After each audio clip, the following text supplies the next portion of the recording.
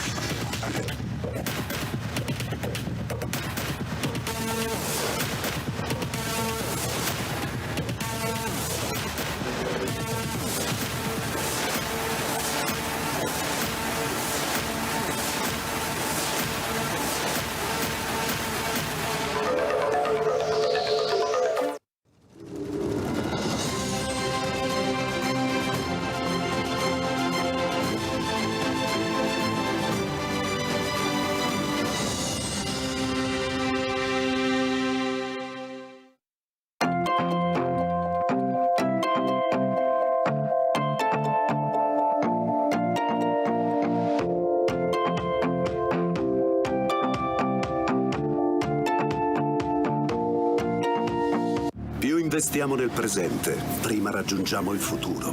Questa è l'idea che ci spinge ogni giorno a muovere il nostro paese verso la ripresa, a dare a tutti nuovi percorsi da seguire, a usare l'innovazione per essere più liberi di crescere, a esportare la nostra eccellenza italiana nel mondo, ad anticipare i cambiamenti per costruire un domani più sostenibile con tutti voi. Perché il futuro è la nostra destinazione, solo se è un viaggio che facciamo insieme.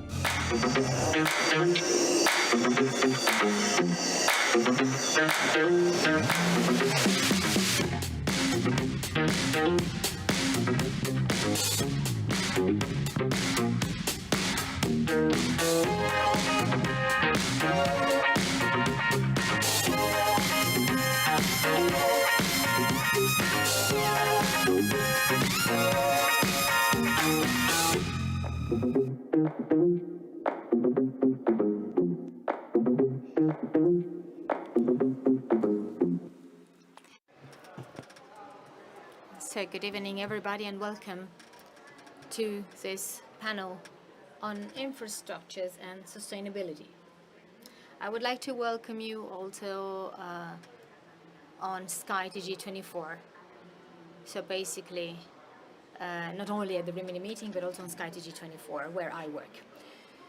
The topic we're going to discuss is very important. We're going to discover that infrastructures and in sustainability does not necessarily mean absence of growth, but rather it means economy and also long-term growth. Exactly as in the financial world, when you carry out sustainable investments, which at the moment also provide for a very good income, a very good return. And the same applies when addressing this topic. And we're going to discuss this topic with outstanding guests. They are Bernhard Scholz, the president of the Meeting for Friendship Among Peoples. Welcome. We have some public in presence and some other people are following us from remote because due to the pandemic, there are some people from remote, but next year we're going to be all in presence. Then we also have Mr. Enrico Giovannini, the Italian Minister for Sustainable Infrastructure and Mobility. And then Mario Abbadessa, the Senior Managing Director and Country Head of Hines, Italy. Welcome, and thanks for being here. And then connected with us from remote, we have Alessio Torelli. Thanks for being with us.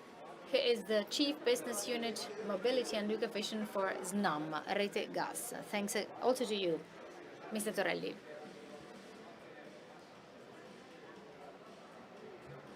We will see that Torelli is also the CEO of SNAM for Mobility, so he is the ideal guest to talk about this very important topic. So, Mr. Scholz, I would like to start with the why should we address the issue of sustainability, sustainable infrastructure? Can you give me one key factor for which this is the hot topic today? There are a number of factors that have led us to talk about this meeting of sustainability. This is one of these factors.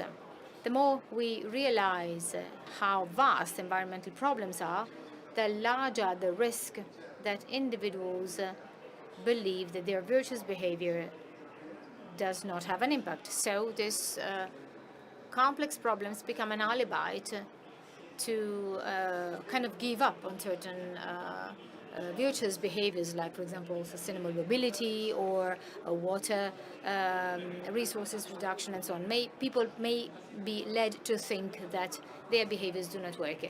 We need to actually remove the alibi that individual behaviors do not matter, both individually and when it comes to enterprises. But we're going to address this also later. What you have just said, however, is fundamental, because young people today have a completely different perception than mine when I was younger. Because young people are much more committed, they do separate waste collection, they carry out other topics. Also, unlike people of my age. So the behaviors of individuals can and must change the behavior of the community. Otherwise, this would not, individual behaviors would not be needed. You also talked about transparency and costs. Oftentimes, one does not understand how transparent and how cheap and a sustainable infrastructure is. For example, when it comes to electrical energy, many people tell you that you have batteries, so that's not a truly sustainable source of energy. Actually, you have to be very transparent on practicalities. You talked about batteries, for example. The setting up of an electrical motor is very polluting. The disposal of raw materials is equally polluting. And then many people wonder actually what the value of hydrogen can be compared to electric vehicles. Then, for example, for semiconductors, one uses very precious materials, semi-precious materials, so these materials are not actually used. So there should be more focus on the circular economy to recover these materials. I mean, all of this has to be presented very transparently. And also the criticalities should not be neglected. Otherwise, people lose faith and they believe this is not worth doing, and a lack of transparency becomes an alibi for behaviors which are not virtuous. While actually, if you know how things really are, then you are induced to do things. Actually, we have to be transparent about costs and benefits. So, Mr. Minister, journalists talk about are currently talking a lot about the NRRP, because that's a great opportunity for our future to modernize our country. However, as you often highlight, the focus should not only be on the NRRP. There are lots of sources of resources which, if spent well, can also lead to growth. Yes, what you have said is right.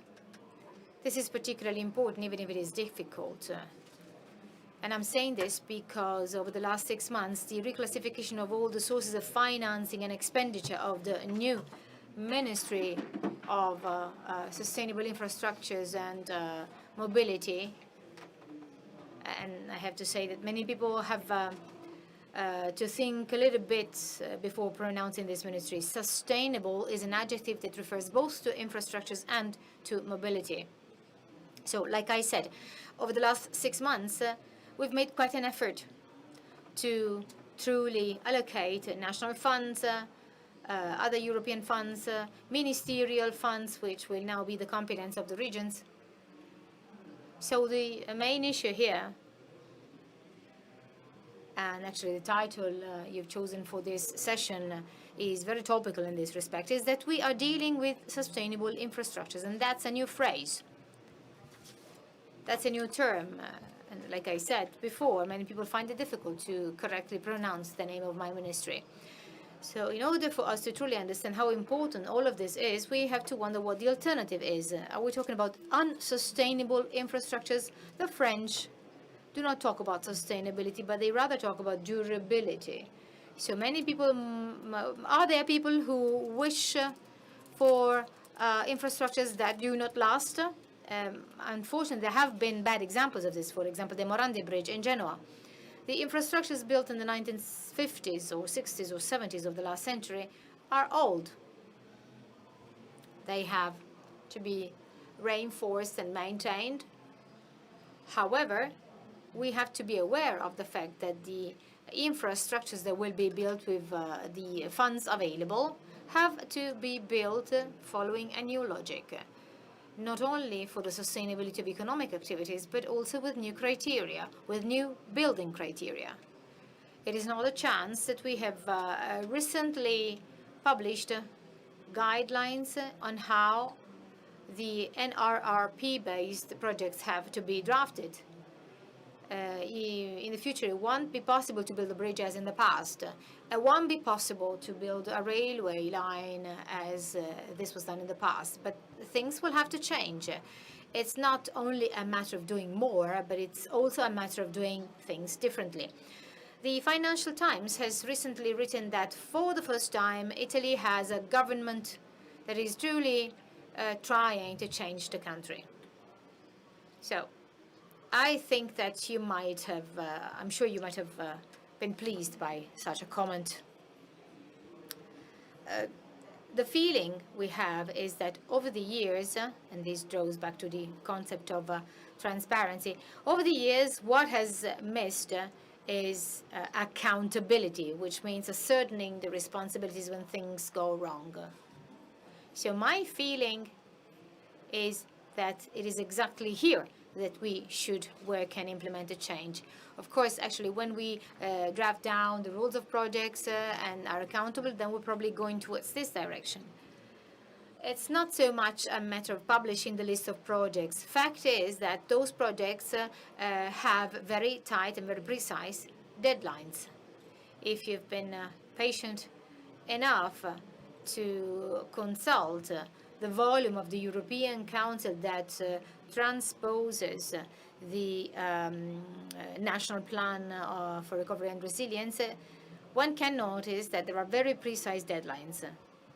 And furthermore, there is another important issue. The European Commission is not only interested in knowing if you spent the money, but rather if that money has changed citizens' life or has brought about changes, for example, in competitiveness. This means that the reporting logic has to change, meaning you are no longer interested in the fact that you've spent, but rather in the fact that you've solved problems. Let me give you an example. We have water systems which are not efficient. We waste a lot of water, and whenever we try and fix a leak, for example, water pressure in the pipe increases, and this can, of course, bring about a new hole. So, as a consequence, you fix yet another hole, and in the end, you continue spending all your money, but you continue losing water. According to the European Commission, you have to reduce the number of water leakages, and not so much the fact that we can prove that we've spent money. This is a true revolution. So the focus is no longer on the input, that is to say, on the resources, on the money, but rather on the outcome, on the results. And we as a government have accepted that we're going to be evaluated on these results and not only on the money. Especially in Lombardy, I know that we really need to modernize infrastructures, because in Italy we waste a lot of money due to inefficient infrastructures. You actually gave an example, the example of water. That is probably one of the assets that we take for granted, and we do not understand the true economic value of that. That's exactly like this, and this leads me to the issue of the other funds. Just to give you some figures, the NRRP foresees allocations for about 211 billion euros, 191 billion euros, plus additional 30 million of the complementary fund. In short, the regions will have to plan additional 15 minutes of the Development and Cohesion Fund, and then we have additional 80 billions of the European funds for the period 2021-2027. That is to say, the resources that we Italians are not so good at spending. So our planning work, our programming work is not yet over. So the work that regions are called upon to make is to use the conceptual structure of the NRRP also for the other resources to act in a synergic way. So, for example, in the NRRP, it was not possible to invest in roads, and we need to do a lot of road maintenance. So ordinary resources have to go in that direction. We should not, for example, invent the building of new motorways. Well, it's important to point this out because then you might have companies that might feel excluded from the NRRP, but they should know that there are also ordinary resources that will be spent in all the things that are excluded. Also because we have to obey the guidelines coming from Brussels. There are also other principles. One key principle is that we should not damage the environment, and this is a criterion that was approved by the European Commission, and that applies also to the 80 billion euros of the EU ordinary funds. So some changes towards sustainability have to be kind of mainstreamed and integrated in all directions. So, for example, all the funds to plan roads, to plan railways, they have to undergo environmental sustainability as a crucial evaluation issue. We are often criticized for our inability to spend money, and you are telling me that the important thing is to spend the money well, not so much the fact that we have lots of money. So your ministry has already allocated 9 billion euros, and it has to allocate 16. Actually, my ministry has to allocate 61. Over the next few weeks, we will reach 16. These are investments for local, regional railway lines, trains for commuters, then the ports, and they basically implement a new vision for change. This money will have to be transferred to the regions, and they will have to spend by them. One example is calls for procurement, calls for tenders for the purchase of buses, for example. So diesel buses can no longer be bought. Only electric vehicles can be procured. So basically, the power we have will be to replace the work of the regions if some inertia is to be seen. So what's the deadline for the allocation of these 16 billion euros? Well, actually, as early as possible. In total, it's 61 billion euros that pertain, that are broken down as follows: 25 billion euros for the railway lines. But if you go to our website, there are a couple of slides that give you an overall idea of all the funds that need to be allocated. That's true. Let me now leave the floor to Alessio Torelli. First of all, you are the person in charge of mobility in the SNAM group and the managing director of SNAM for Mobility. Can you give me a practical example of what you do for mobility through the modernization of infrastructures? Well, let me give you a very practical example that goes with sustainability. That's actually the delivery of renewable natural gas. So gas available for all those customers who, for example, have a gas car, which can now use, for example, use biogas. So this is a first tangible example. We also pay a lot of attention internally. There is a whole series of procedures and internal standards We try and reduce waste. We try and actually reduce waste. We try and reduce distances for the products and the goods that we use. So these are tangible examples that we're actually going towards that direction. And sustainability, as the minister said, is increasingly penetrating our way of approaching work, of choosing projects, of qualifying them. And this is, of course, something fundamental to make sure that we manage to reach the outcome that we talked about before, so that we can solve problems and not only spend money. You are focusing on another term that the minister said when talking about the durability as the term used by the French. What's necessary is also to generate related activities, and you have to focus on future-oriented projects. Mr. Torelli, I will come back to you later with another question, and now I would like to ask Mario Abbadessa a question. Hines, especially for those of you who do not know it, Hines is the largest business in the world in the sector of business, real estate business development. In Italy, too, you have lots of projects, for example, some projects in Milan, a dormitory for the Bocconi University, and so on. Can you comment a bit on what we're currently saying? We are talking about sustainable infrastructure. However, sustainable infrastructures also need to be social infrastructures. That's true. Over the last 5 years, in Milan, we spent 5 billion euros, and we are working on the largest urban regeneration project for the former steel plant owned by previously owned by Falk.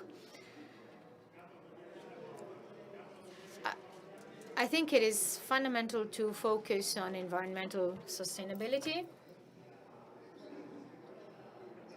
I represent here a private business, and I represent here the world of international capital. So it is obvious. We have offices in 110 cities.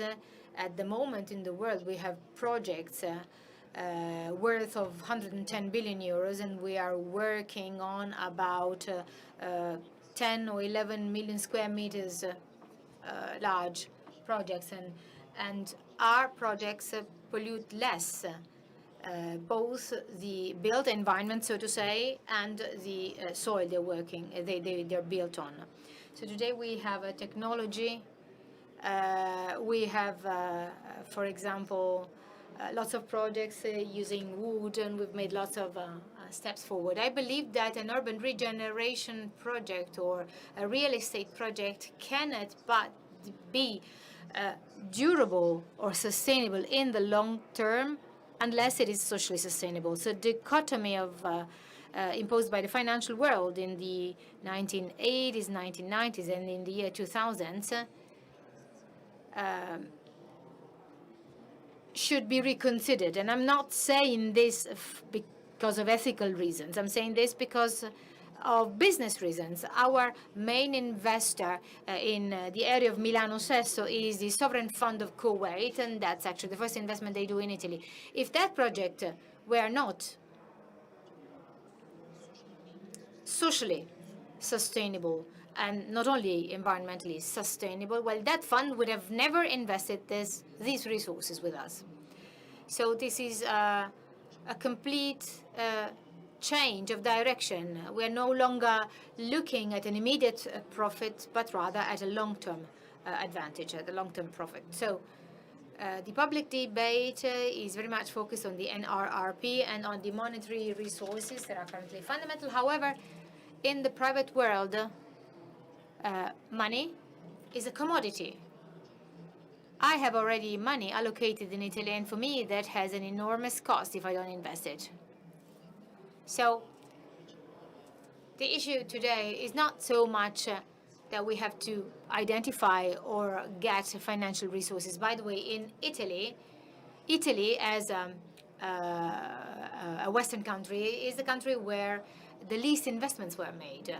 When I work on an investment project, I have lots of procedures, those of the municipality, then I have rules of the superintendency, then, for example, landscape regulations, and then anyone can, for example, file a complaint at the regional administrative tribunal. In other words, when we start an urban regeneration project in Italy, there can be lots of delays. And this is not in line with the internationally acknowledged concept of the time to market. So, as a provocation, I would focus everything. I would focus on a transparent and rapid procedure for administrative processes. And I think this also goes to the benefit of social sustainability, not so much for reasons of ethics, but rather from the point of view of business sustainability. That's unrenounceable.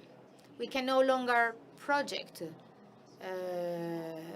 we can no longer work on projects only thinking of one social class. That's true.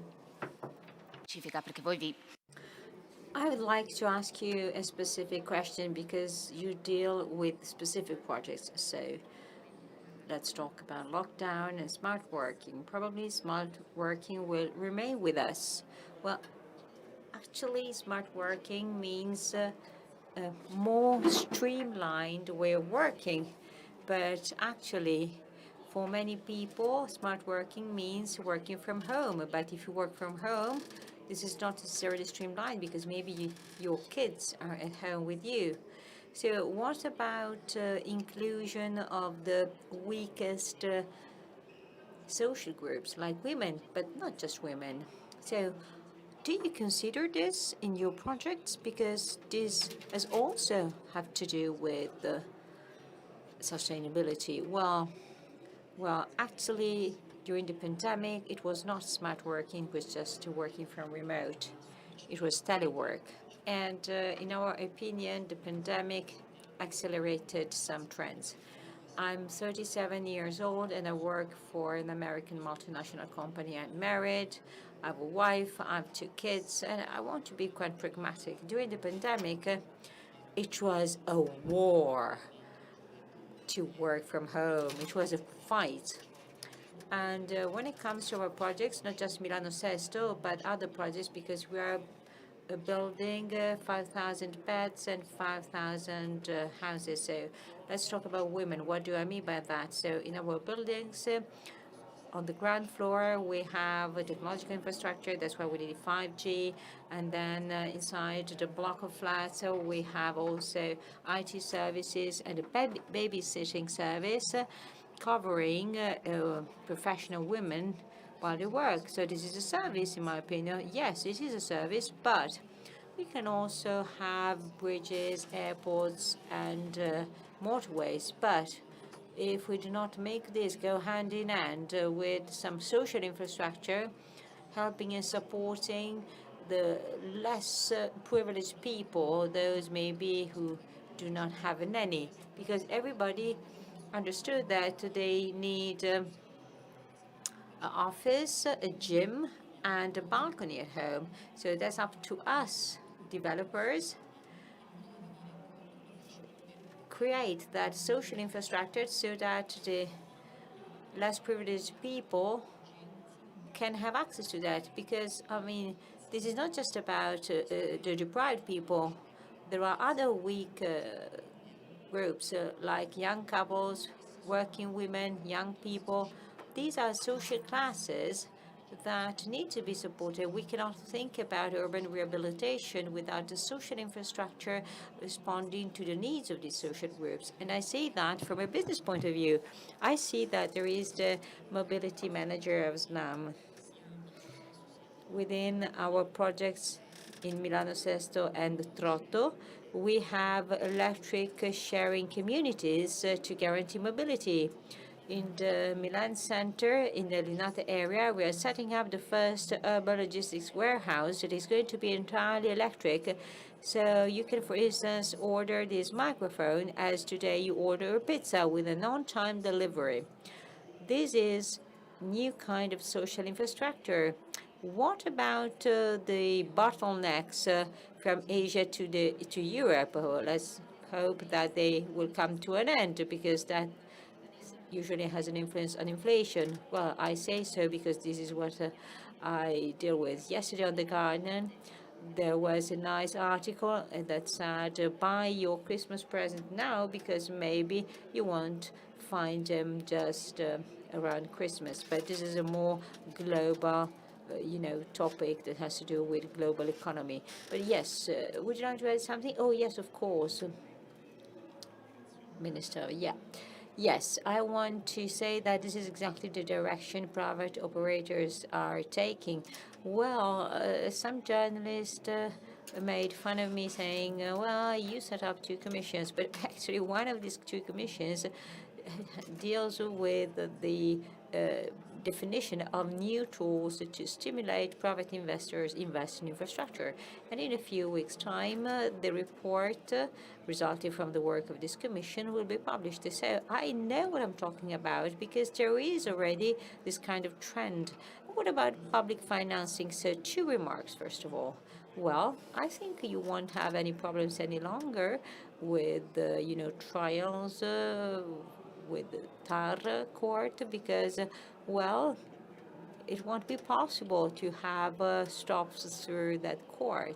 Instead, there will be obligations to compensate and,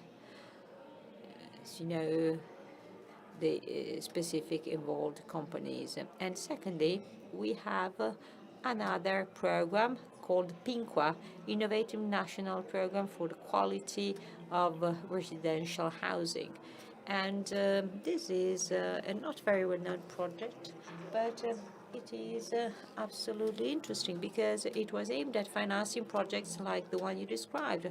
Over 3 months' time, the Commission at our ministry assessed several hundreds of projects, and 300 were selected for 4.2 billion of possible financing. So large sort of architects groups have won, and we had 400 million of funding, one chance. So we added another 2.8 billion thanks to the National Resilience and Recovery Plan. Now we are pushing regions to add another billion. This has to do with the interactions. And so 4.2 billion for infrastructure. And this has not just to do with the rehabilitation of a single building, but we saw that in the project. It's about creating common spaces for co-working purposes, for instance, or, for other purposes. This has to do with social infrastructure. By the way, Rimini is one of the beneficiaries of this PINQUA program. I announced that very recently to the mayor of Rimini. And I say so because, many things have already been done recently by public financing in this respect, but this is not enough because we have a huge problem of urban rehabilitation. And, over the last 2 years, a specific bill has been submitted. So I'm trying to somehow find a solution, because according to the current rules, buildings that are more than 70 years have some specific landscape constraints, also in terms of superintendency for counter assets. So 70 years means building built in the 50s, and at the time, there was some sort of urban sprawl because, completely inappropriate buildings were constructed at the time. So you want to develop urban rehabilitation, but, we cannot impose building constraints upon buildings that are just 70 years old, because horrible, non-suitable buildings were built at that time. So we need to make this change because, well, we will need to set new requirements to rehab, to avoid new soil grabbing, and also we will have to push for social sustainability. Thanks to the pandemic, many finally understood this concept. And we will also need private investments because public expenditure alone is not enough. It can't provide for everything we need to do. Oh yeah, you're totally right. However, a good level of public investment is good because it's a sign of trust, and you can also double that with a private investment. So it's not about, just 1 billion. Maybe it's possibly a higher amount. But again, the important thing is to try to do our best to guarantee this change. I do totally agree, and I want to express a wish on behalf of all private investors. Please try to make it sustainable and permanent because over the last 5 years, I've met 5 different ministers for infrastructure. Our project Milano Sesto, well, I'm giving back the money to my investors in 30 years' time. So what the minister said is extremely important. We are restructuring the Torre Velasca in Milan, and unfortunately, we are pretty good at knowing the rules when it comes to building landscape constraints. And well, when it comes to Italian city centers, of course, we need to protect the existing heritage. But again, there are some cases that are a bit pathetical when there are really buildings that are not even suitable, neither for offices nor for houses. And sometimes the battles of the superintendencies are just political and not, real or, not based on good grounds. So please try to make what you just said permanent, because if my main investor, meets 5 different ministers in 5 different years. But when you say permanent, what do you mean? The minister or the policy? Oh, yes, permanent minister for the next 100 years, like the Chinese leader. No, I'm just kidding. I'm just kidding. So, again, the uncertainty about the rules and the regulations is always a big problem. I think that this National Recovery Resilience Plan is, the usefulness of this plan is that it finally creates the condition to reform some systems that are pretty uncertain still. I do apologize. I have to stop you, and I go to Mr. Torelli, who is there waiting for us impatiently. I'd like to talk to you more precisely about sustainable mobility, not just infrastructure, as Giovannini said, but infrastructure and sustainable mobility. So sustainable infrastructure and sustainable mobility, because I would like to ask you something specific. In your opinion, what are the factors that make mobility sustainable and can lay the foundations for what to do? So I link up with the last part of the debate. Certainly, outlining a long-term vision and stabilize it is absolutely key. And what we went through and what we still go through is this constant fluctuation and change in terms of vision and directions and guidelines. So I think that, in my opinion now, the National Recovery and Resiliency Plan should try to define the way to take for the future in order at least to cover the next 5 years. And well, 5 years, after all, is not bad. And then as far as sustainable mobility is concerned, in order to try to make it more and more sustainable and so more and more accessible for those who have to use it without any negative impact or the least possible impact on society, especially in those societies where this mobility is very important. We should, first of all, guarantee a transition period because, well, Islam is in favor of electric mobility and to somehow complete it with the hydrogen-based mobility. Both mobilities are electric because even hydrogen-driven vehicles are also electric, and very often they are like the lithium battery-powered vehicles. But what I wanted to say through this is that in order to allow advanced populations like the European population made of more than 200 million people to achieve zero-emission targets, we need to consider a transitional period that covers and includes everything that is needed to make the vehicles available, the batteries available, the charging stations available, and over a lapse of time that is,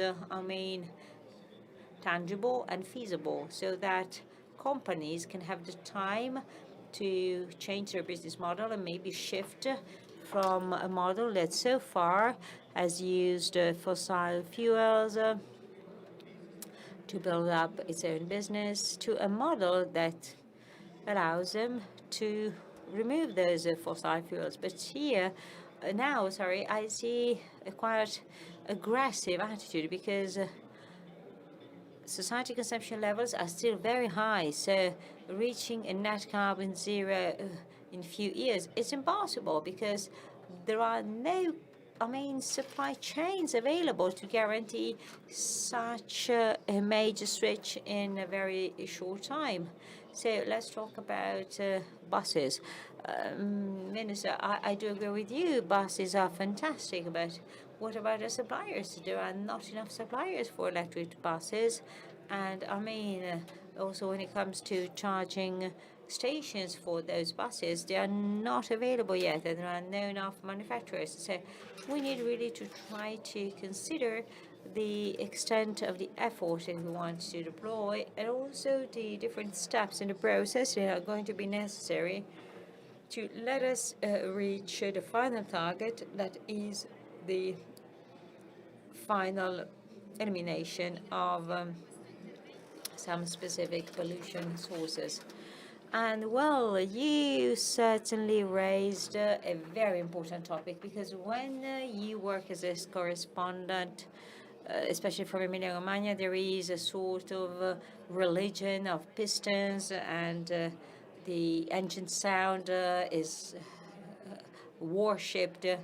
And so how much will this transition cost? Because this transition is quite important. And as Mr. Torelli says, is it possible to define a certain lapse of time, especially for the companies whose core business have always been of a certain kind, so they need to have the time to adapt and to change their business model? You need to allow these stakeholders enough time. Don't you find, Minister?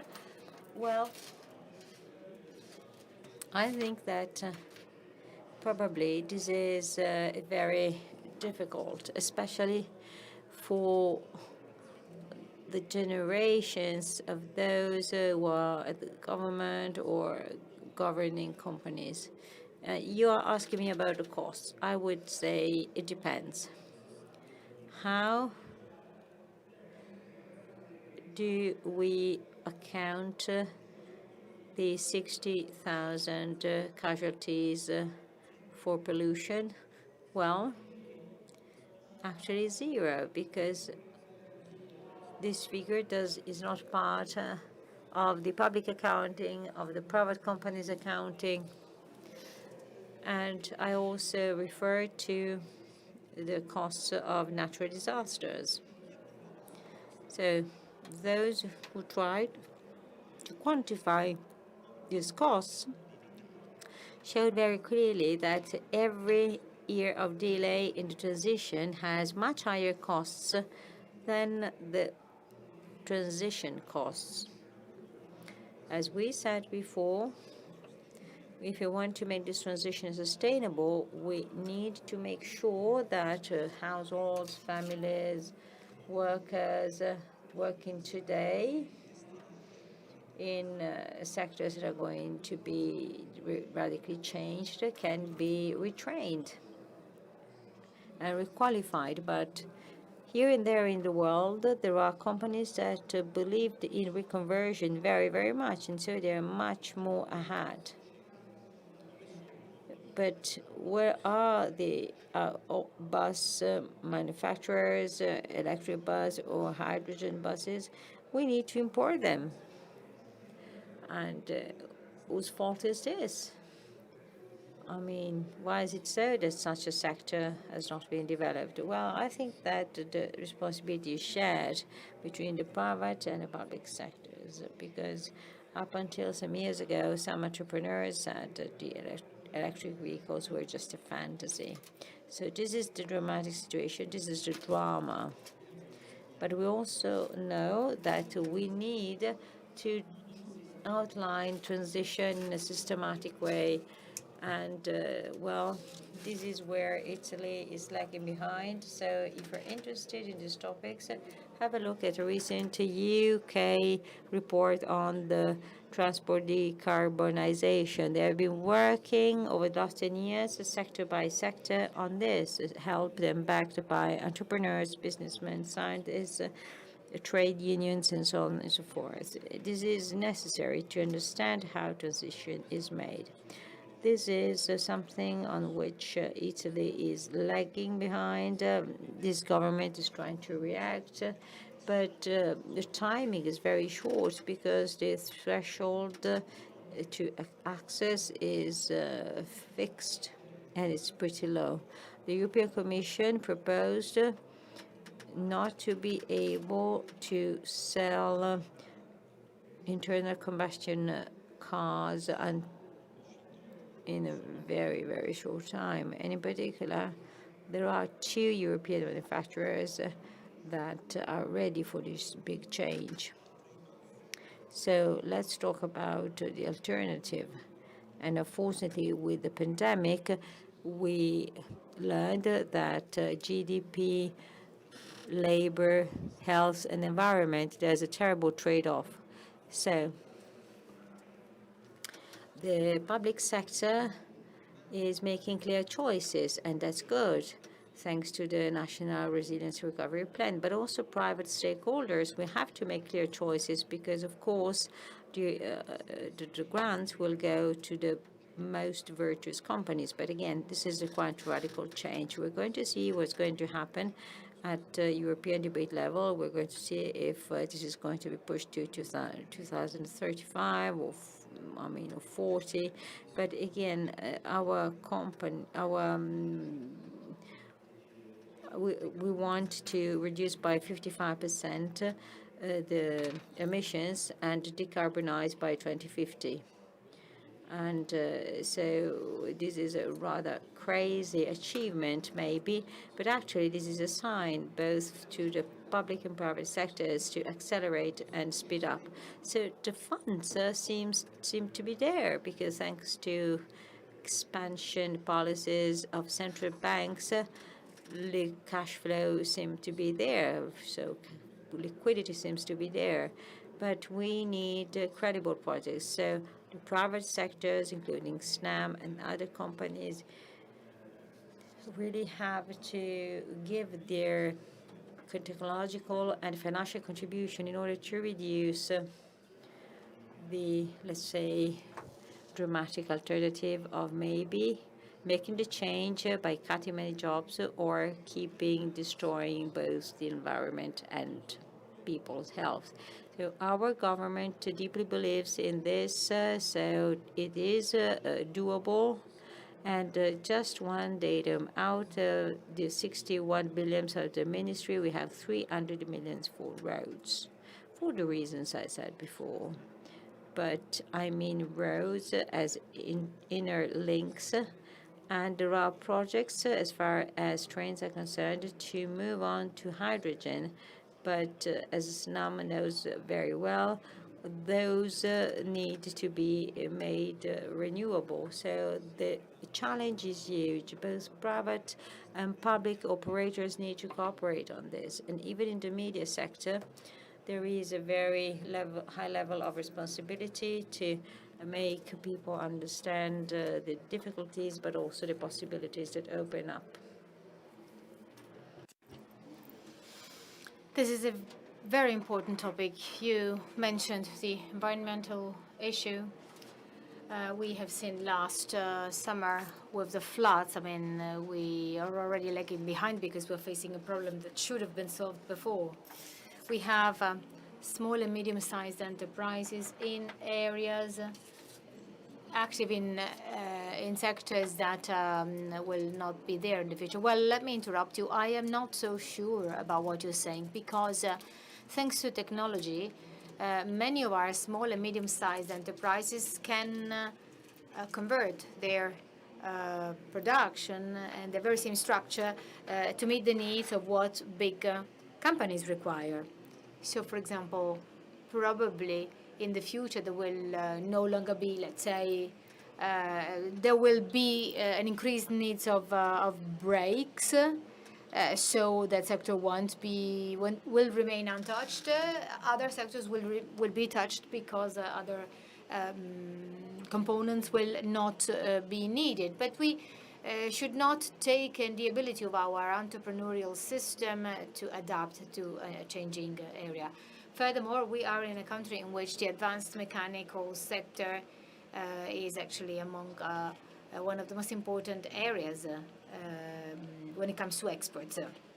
Actually, the traditional sectors will have to be accompanied with this. And actually, you're telling me that this will have to be done soon. I am also very optimistic. I think that we can reconvert ourselves because it is necessary to do so. This is a business opportunity, especially because if the whole world has to go in a given direction, well, sorry if I interrupted you. Let's ask Mr. Torelli, who has 3 minutes, still 3 minutes, Mr. Torelli, to give an answer to this. Well, I also agree with you on this. Before, I talked about transformation.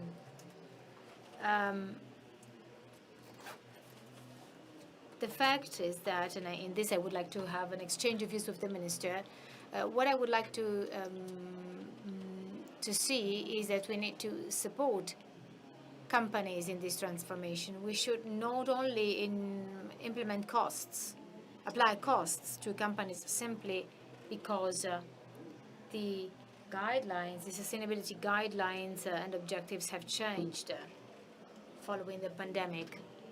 In this, I believe that Italy has the capacity to implement this transformation.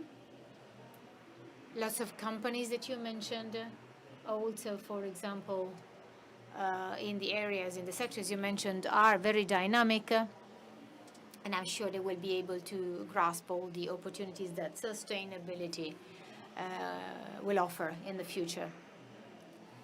In this case, what's important is always to provide a long-term view and use those tools that can offer, in a way, reliefs and incentives to serve as a catalyst in order to implement the choices that the government is pursuing. When it comes to other topics, for example, when talking about investments, well, here too, I am convinced that an increased synergy between the private and the public sector will be the key in the future to actually build the infrastructures and the transformations that are necessary. We, as SNAM, want to be fully involved in this.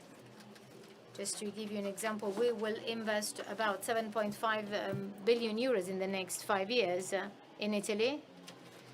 And all of these investments will be aimed at working on sustainability projects. So, for example, gas networks for hydrogen transportation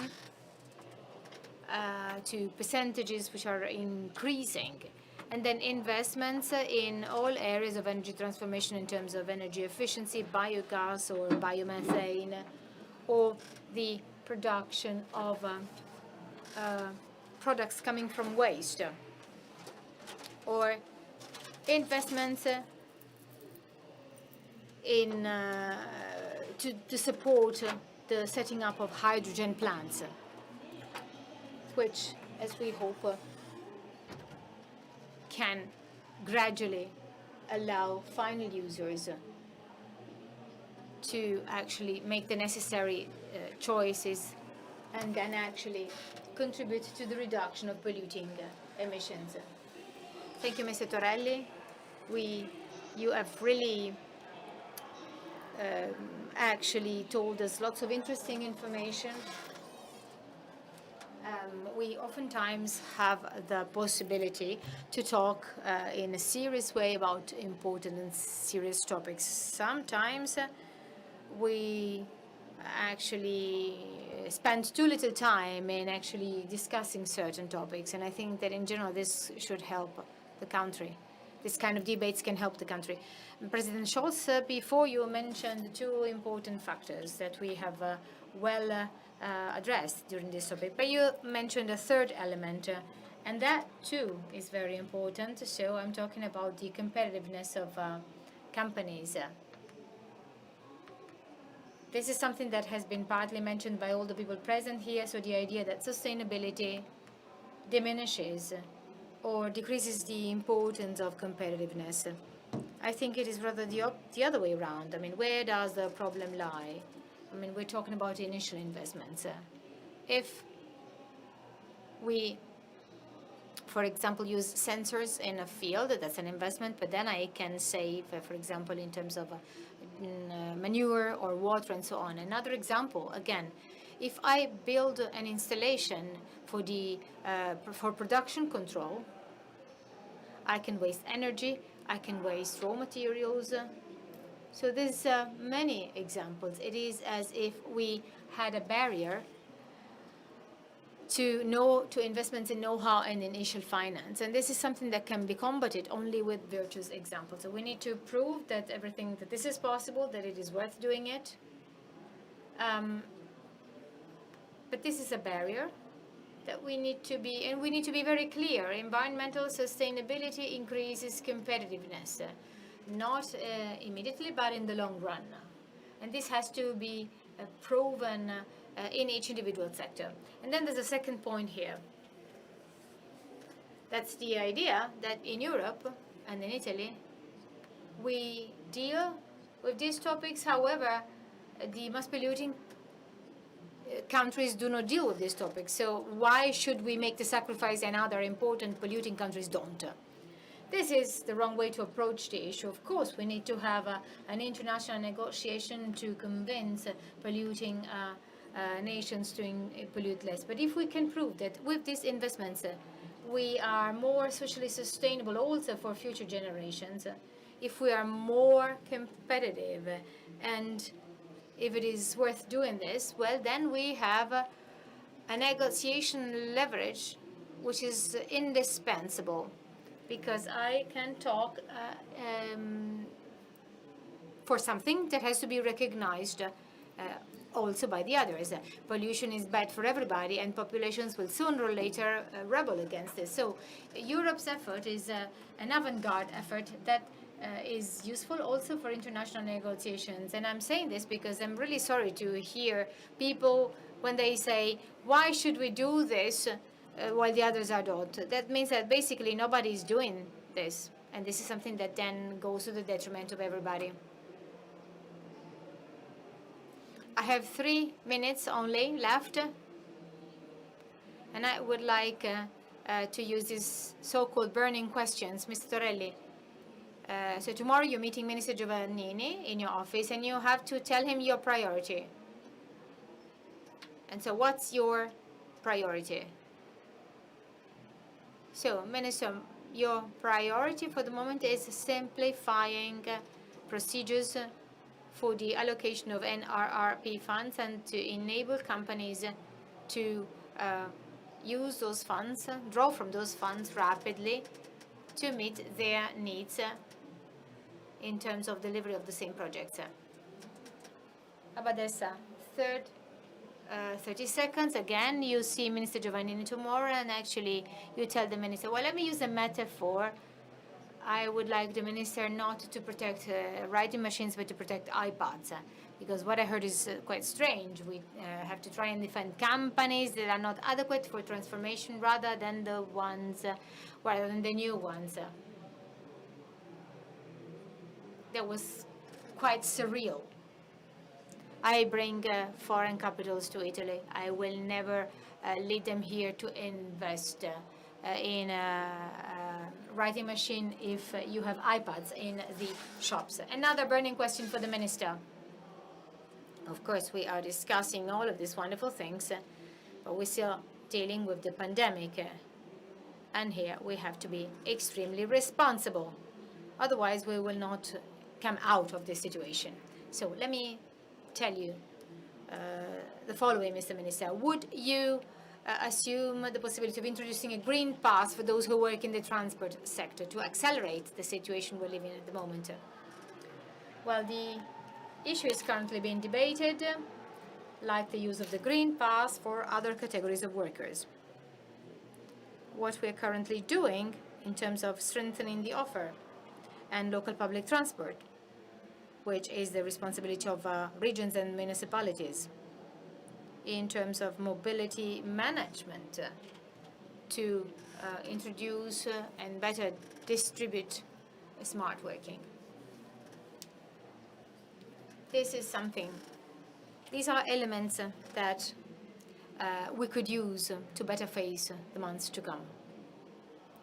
The only thing that helps everybody is actually the continuation of the vaccination campaign. And I think that on this, the government has done a lot, and the government is currently discussing on how to do additional things. So for the time being, we have the green pass for workers in the transport sector is currently being debated, but it is not yet debated. So I'm really very, very happy. So actually, I still have 14 seconds. I'm going to use these seconds to thank all participants. You've followed this conference in silence. Thanks to those who followed from remote. Thanks to my dear guests who actually put on the floor very interesting topics. Thanks to Minister Giovannini, to Mr. Abbadessa, to Mr. Torelli, and to President Scholz. Thanks to you again. I would like to close this debate here, and thank you very much for following us. Thank you very much.